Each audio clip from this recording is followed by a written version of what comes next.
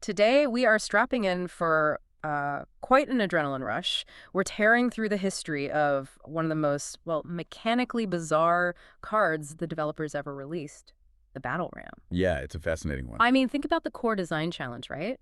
They took probably the slowest units in the game, Barbarians, and strap them to a siege log, magically transform them into this building targeting high impact sprinter. It's weird. It really is. It's a 4 elixir rare card, and its function is just unique.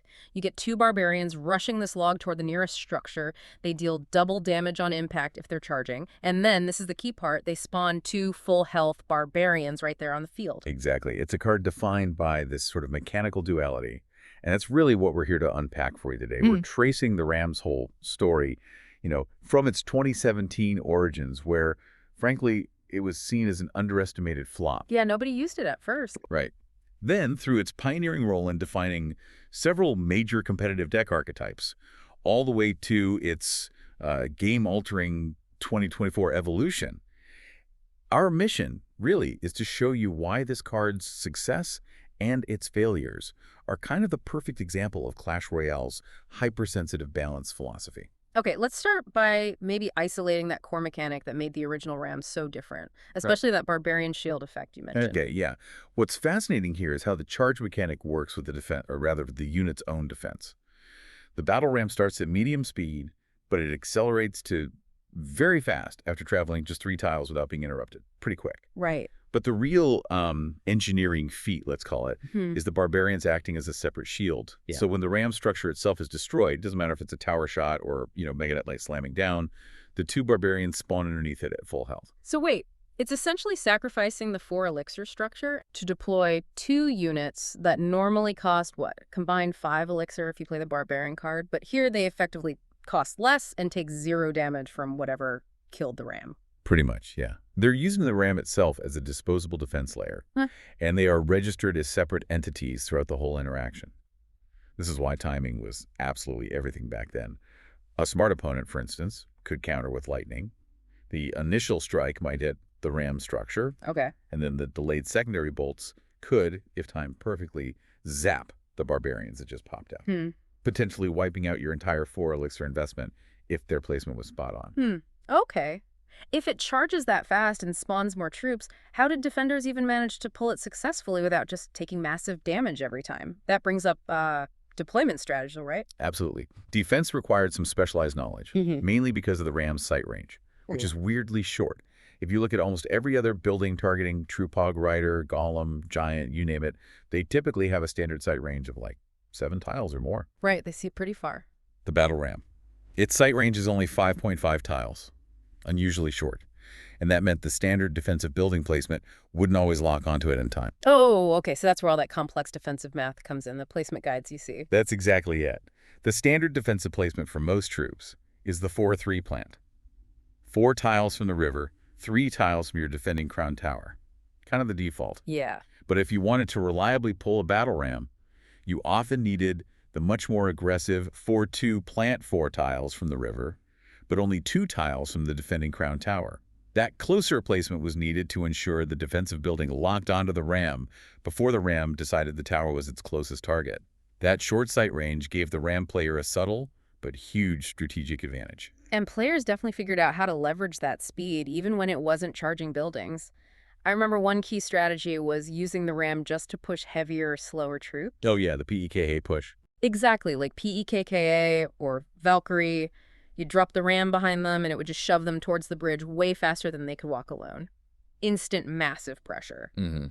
It was also kind of famous for being a last resort distraction, wasn't it? Like, if a Sparky was about to blast your tower. You just drop the ram right in front. Yeah. Soaks up the whole blast, dies, but then the barbarians pop out and help clean up the Sparky, hopefully.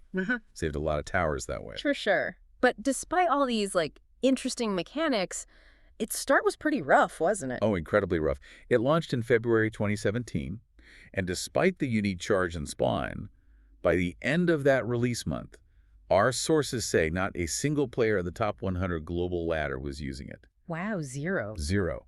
It was just universally considered too easy to counter, too expensive for what it did, too niche to build a deck around. That really sounds like a true underdog story then. How did this 0 usage card go from being a complete flop to Well, foundational for some decks. Yeah. Synergy.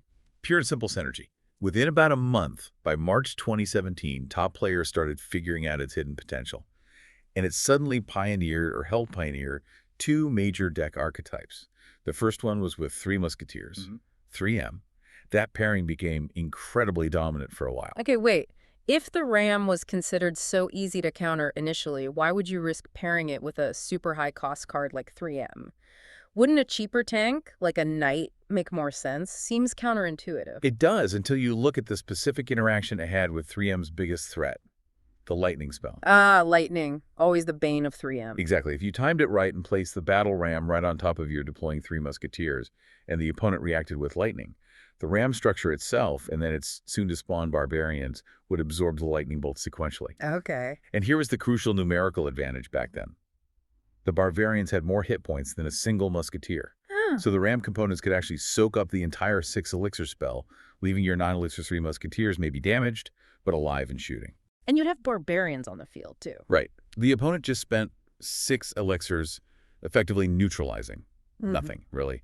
While you still had your main win condition marching forward, plus some angry barbs, it was a massive positive elixir trade if they took the bait. So the absolute key wasn't the barbarians' offensive threat, but their health stat relative to the musketeers. That's such a specific surgical leverage point that ended up defining a whole meta. Wow, it really was. Yeah. And the second major synergy was how it basically defined what we now call bridge spam. Right, the super aggressive style. Correct. Alongside cards that came out around the same time, like Night Witch and Bandit, the Battle Ram became a foundational piece in that fast cycle, relentless pressure archetype. The Ram was the forcing mechanism. It wasn't just about overwhelming the opponent with cheap cycle cards. You used the Ram's fast charge to drop a serious building targeting threat right at the bridge, Forcing a big reaction. forcing a heavy, immediate defensive investment from the opponent.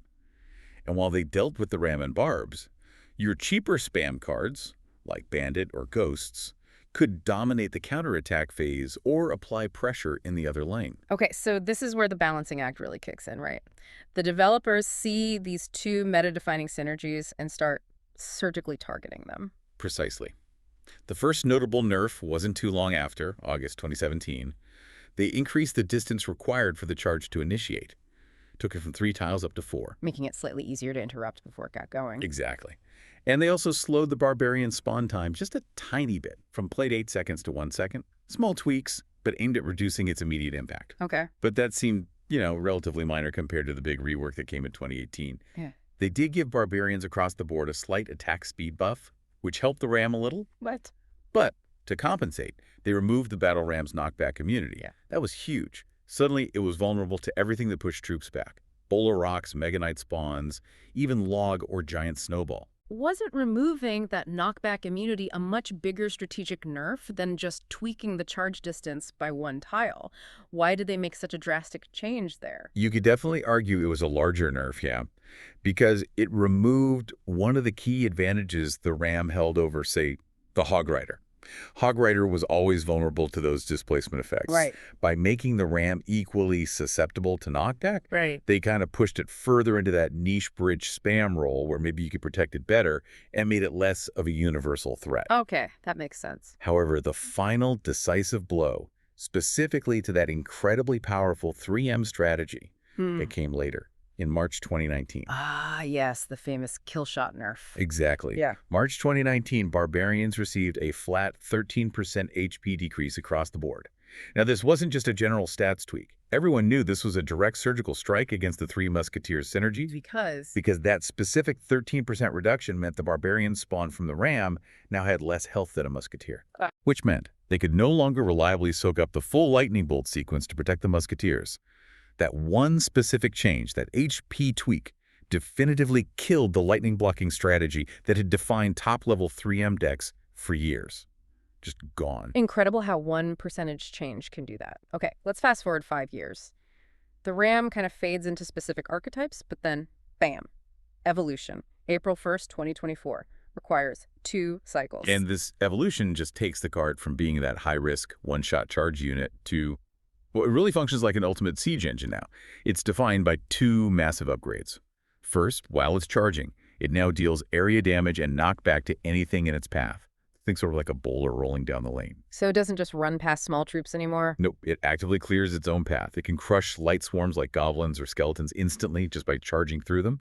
Knocks back most medium troops too. Wow, okay. And the second upgrade? The second one changed its fundamental behavior against buildings. It no longer dies after connecting to a building. It hits, bounces back slightly, and then continues to attack the tower or building repeatedly until the ram structure itself is destroyed. So it's like an endlessly ramming battering ram now until it breaks. Pretty much. And here's the truly incredible detail, the thing that makes it unique among EVOs. The evolved battle ram is the only evolved card in the game that spawns another evolved card. It spawns evolved barbarians. It spawns evolved barbarians, yes. Which, when they launched, were just terrifying, right? Yeah. What made those evolved barbs so potent? But well, initially, at launch, they had 25% more hit points than the normal version. Significant boost. But the scary part was they gained a massive 35% boost to their movement speed and hit speed per hit after they landed their first attack. They just went into a frenzy. Okay, that combination sounds difficult to handle. It forced an immediate drastic shift in defense. You simply could not counter the evolved battle ram effectively with cheap, light ground swarms anymore. Like Skeleton Army, Goblin Gang, forget it. Why not? Because the area damage from the charging Evo ram would instantly demolish them before they could even surround it. You had to completely avoid those kinds of swarm defenses. Likewise, defensive spawner buildings, think Tombstone or Goblin Hut, became way less effective. The ram would often destroy the building itself while its charging AoE damage simultaneously cleared out any troops that had just spawned in its path. Brutal efficiency. Yeah, you can see how top players would leverage that overwhelming power. We saw the P.E.K.K.A synergy come right back, didn't we?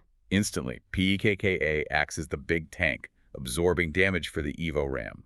And the ram, with its charge, clears out any pesky swarms trying to distract the P.E.K.K.A while also physically pushing the P.E.K.K.A forward faster. It's a deadly combo. So the whole strategy then revolves around managing those cycles, right? Playing the standard ram maybe once or twice early. Right. It's exactly. You play it in the back, maybe force out some opponent answers, track their cycle. You want to make sure that third deployment, the second cycle, is the evolved version, dropped right at the bridge. It forces the opponent to address this monstrous, path-clearing, building ramming threat immediately, often leading to a huge elixir deficit just trying to stop it. But those immediate balance corrections that came pretty quickly suggest the Evo RAM was maybe a bit too generically powerful at launch, overwhelming too many different deck types. That was definitely the consensus, yeah. It led to swift changes in the May 2024 balance update just a month later. The major defensive correction was targeting that pushback. The pushback ability was entirely removed for heavy troops. Specifically called out were cards like P.E.K.K.A and Mighty Miner. Ah, so your own P.E.K.K.A could stand its ground defensively. Right. This was done explicitly so those heavy tanks could actually act as reliable defensive anchors again, without just getting shoved halfway across the arena by the charging ram. It gave defenders a solid counter option back. Okay. And the evolved barbs got tweaked, too. They did. They received a health nerf, dropping their bonus HP from that initial 125% down to 110%. Still tanky, but less oppressive. Interestingly, their rage boost duration was actually increased slightly, maybe to compensate. So even after this massive rework and the powerful evolution, the card's competitive viability is still incredibly sensitive to these minor-seeming tweaks on health or knockback interactions. What really stands out to me now, though, is that even with all this potential power, you sometimes see top decks preferring the regular battle ram over the evolved version. Why is that? Yeah, that's a fascinating point. It's a direct consequence of the competition for those limited evolution slots in a deck, usually just 1 or 2 slots available. While the Evo RAM is undeniably devastating when it connects and gets going, players often have to prioritize evolutions that provide more critical utility or consistent defense across more matchups. Like say, Evo Zap for cheap area control and stun, or maybe Evo Wall Breakers for guaranteed chip damage, or even Evo P.E.K.K.A for reliable tank busting on defense.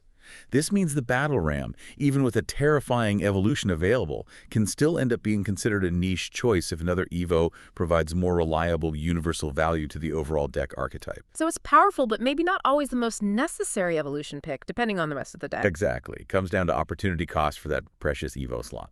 What's really fascinating here looking back is how the Battle Ram's entire history defines it as a card that found success not really through raw, overwhelming stats, but through these clever mechanical exploitations of small margins. Hmm. First, it was that tiny health margin that let it block lightning for 3M. Now it's the charging mechanics that let the Evo version clear swarms and push tanks. It's always been about those interactions. You've hit the nail on the head. Its identity is completely tied to that powerful but also easily disrupted charge mechanic. Its ability to create two distinct meta-defining archetypes. First, the 3M spellbait strategy, then being a pioneer for bridge spam, that cemented its place in Clash history. Its entire career has just been riding this razor's edge between being totally unplayable and suddenly becoming meta-dominant based on these fine-tuned interactions. The Rams' journey really is like a perfect microcosm of competitive card balancing, isn't it? A card so finely tuned that just removing its knockback immunity or tweaking a barbarian's hit points by 13% completely altered the entire metagame and killed off long-standing strategies. It just proves that these tiny, specific changes can have absolutely massive downstream impacts on how the whole game is played. It really does. Yeah. And, that leads perfectly into this final thought for you, the listener, to consider. We've seen the battle ram is extremely sensitive to even minor numerical or mechanical changes. Given that high sensitivity, that potential for huge shifts from small tweaks, what currently overlooked or maybe struggling card do you think is just one seemingly small balance change away? Maybe it's a half-tile range buff, maybe a 0.1 second faster hit speed, or even just a tiny HP increase. What card do you think is sitting there just waiting for that one small nudge to become the next unexpected meta-defining pioneer like the Battle Ram once was? Something to think about.